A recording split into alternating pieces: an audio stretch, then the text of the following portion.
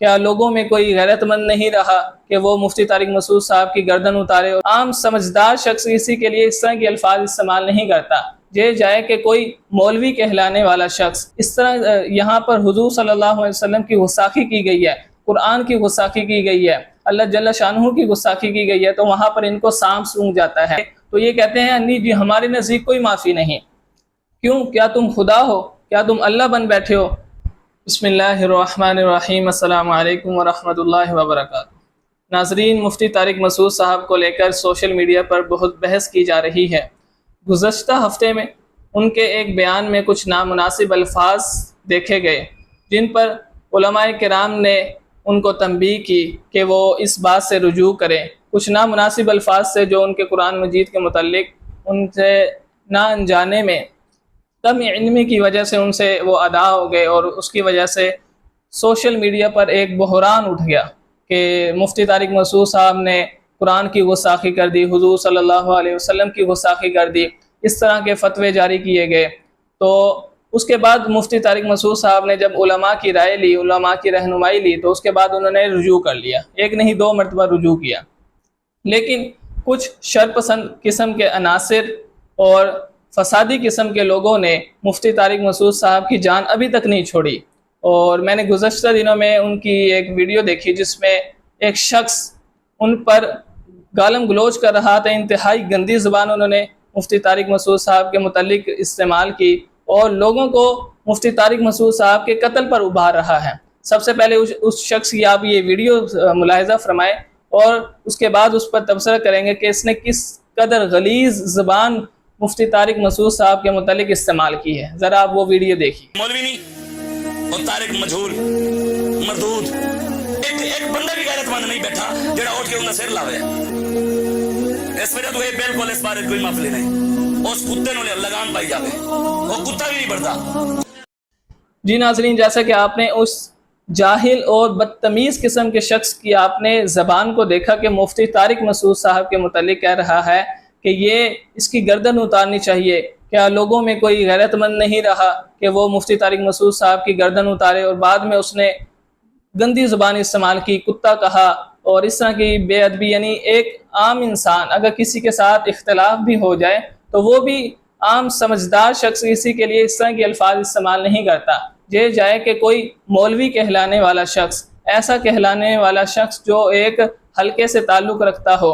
اصل میں بتانا چاہتا ہوں اس ویڈیو میں کہ یہ ایسے طبقے کے لوگ ہیں جن کے اندر حسد بھرا ہوا ہے، بغض بھرا ہوا ہے، اور جب ہم ان کے علماء کی کتابیں دکھاتے ہیں، ان کے علماء، بڑے بڑے علماء جن میں سے ایک جنہوں نے ان کی بنیاد رکھی کہ احمد رضا خان صاحب، ان کی کتاب سے، ان کی تفسیروں سے جب اگر ہم ان کی غصاخانہ عبارتیں، غصاخانہ اشعار ان کو دکھاتے ہیں تو ان کو سانپ سونگ جاتا ہے، اور ان کو جب کہا جاتا ہے کہ آپ یہاں پر فتویٰ لگاؤ، یہ غصاخی کی عبارت لکھی ہوئی ہے، اس طرح یہاں پر حضور صلی اللہ علیہ وسلم کی غصاخی کی گئی ہے، قرآن کی غصاخی کی گئی ہے، اللہ جل شانہ کی غصاخی کی گئی ہے، تو وہاں پر ان کو سانپ سونگ جاتا ہے، وہاں پر کوئی یہ ریاکشن نہیں دیتے۔ اور جب بات آتی ہے اپنے مسلک کے علاوہ کسی شخص کی، اگر کسی شخص سے غلطی سے کچھ ادا ہو جاتا ہے اور وہ معافی بھی مانگ لے تو یہ کہتے ہیں نہیں جی ہمارے نزدیک کوئی معافی نہیں۔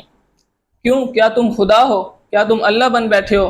اللہ جل شانہ تو فرماتے ہیں کہ اگر تم زمین و آسمان کی طرح بھی گناہ بھر دو گے، زمین و آسمان میں گناہ بھر دو گے، تو اگر تم سچی توبہ مجھ سے کر لو گے تو وہ سب کے سب میں معاف کر دوں گا۔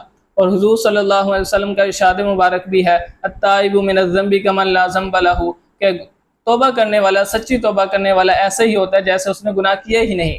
اور مفتی طارق مسعود صاحب تو 2 مرتبہ معافی بھی مانگ چکے ہیں اور رجوع بھی کر چکے ہیں، لیکن اس کے باوجود کہتے ہیں جی ان کے لیے کوئی معافی نہیں۔ کیوں؟ کیا مطلب کیوں معافی نہیں؟ کیا تم خدا ہو؟ حضور صلی اللہ علیہ وسلم سے بڑھ کر آگے ہو؟ اب حضور کا فرمان تمہیں نظر نہیں آتا؟ اصل بات یہ ہے کہ ان کے دل میں حسد کی، بغض کی اور نفرت کی بیماری بھری ہوئی ہے۔ اور میں گورنمنٹ سے التماس بھی کرتا ہوں، حکومت وقت سے التماس کرتا ہوں کہ ان جیسے شر پھیلانے والے فسادی قسم کے لوگوں کو لگام ڈالی جائے۔ اگر یہ ان کو لگام نہیں ڈالی گئی، جیسا کہ گزشتہ سالوں میں ان کی جماعت کو قلعدم کر دیا گیا تھا، اور اس کے بعد ایک نفرت انگیز اور شر پھیلانے والے جو عناصر تھے وہ کم ہو چکے تھے، کیونکہ آئے دن ہمیں یہ دیکھنے کو ملتا ہے کہ کسی کے اوپر بھی غصاخی کا الزام لگایا جاتا ہے، چاہے اس نے گستاخی کی ہو یا نہ کی ہو. کبھی کہتے ہیں قرآن کی گستاخی کر دی، کبھی کہتے ہیں حضور صلی اللہ علیہ وسلم کی گستاخی کر دی، اور فقط الزام لگا کر اگلے بندے کو مار دیا جاتا ہے. تو یہ اسی پروپیگنڈے کا شکار لوگ ہیں، اسی ذہنیت کا شکار لوگ ہیں جو ان کے بڑے ان کے ذہنوں میں ڈال چکے ہیں. لہذا اس قسم کے لوگوں کو جب لگام نہیں ڈالی جائے گی تو اس طرح کے واقعات بڑھتے رہیں گے. اسلام کا نام بدنام ہوگا، حضور صلی اللہ علیہ وسلم کا نام بدنام ہوگا، دین اسلام بدنام ہوگا. لوگ سمجھیں گے کہ کیا یہی دین رہ گیا ہے کہ کسی کے زبان سے کوئی غلطی سے لفظ نکل گئے اور وہ توبہ بھی کر لیتا ہے، اس کے باوجود اس کو معاف نہیں کیا جاتا. یہ امیج، بیڈ امیج لوگوں کے سامنے جائے گی، غیر مسلموں کے سامنے جائے گی. وہ کیا سوچیں گے، کیا یہ اسلام ہے؟